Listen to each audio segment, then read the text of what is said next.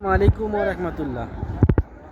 পৃথিবীর সকল দেশ থেকে আগত হাজী সাহেবেরা ফজর, জোহর, আসর, মাগরিব, ইশারের নামাজ শেষ করে ফিরছে যার যার হোটেলে, ফিরছে তার যার যার স্থানে। সারাদিনের ইবাদত শেষ করে এখন তারা যার যার হোটেল রুমেতে প্রবেশ করবে।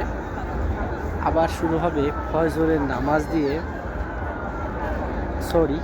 তাহাজ্জুদের নামাজ পড়ার জন্য বেশিরভাগ হাজিরা আবার মসজিদে নববীতে প্রবেশ করবে, আবার ফজর পড়ে তারপরে বের হবে। এভাবে এই মদিনাতুল মুনাওয়ারায় সকল হাজী সাহেবেরা ব্যস্তময় সময় পার করে তাদের ইবাদতের মধ্যে দিয়ে। সারা জীবন থেকে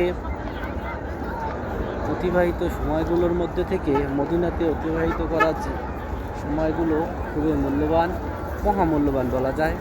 কারণ সারাটা জীবন যে সময়গুলো আমরা ব্যয় করি সেটা আমাদের নিজেদের প্রয়োজনে, নিজেদের জীবিকার চাহিদা মেটানোর জন্য। যখন মানুষ ইবাদতের জন্য, উমরার জন্য মক্কা শরীফ, সৌদি আরবের মক্কায় আগমন করে, মদিনাতুল মুনাওয়ারায় প্রবেশ করে, তখন কিন্তু তারা সবাই ইবাদতের জন্য ব্যস্ত থাকে। এই জীবনের সবচেয়ে সেরা সময় তারা এখন অতিবাহিত করতেছে, এটাই বাস্তব সত্য কথা। তো আপনারাও যাদের সুযোগ আছে, সময় আছে, টাকা আছে, তারা অবশ্যই বয়স থাকতে, গায়ে শক্তি থাকতেই উমরার জন্য সৌদি আরবে আসুন। সবাই ভালো থাকুন। আল্লাহ হাফেজ।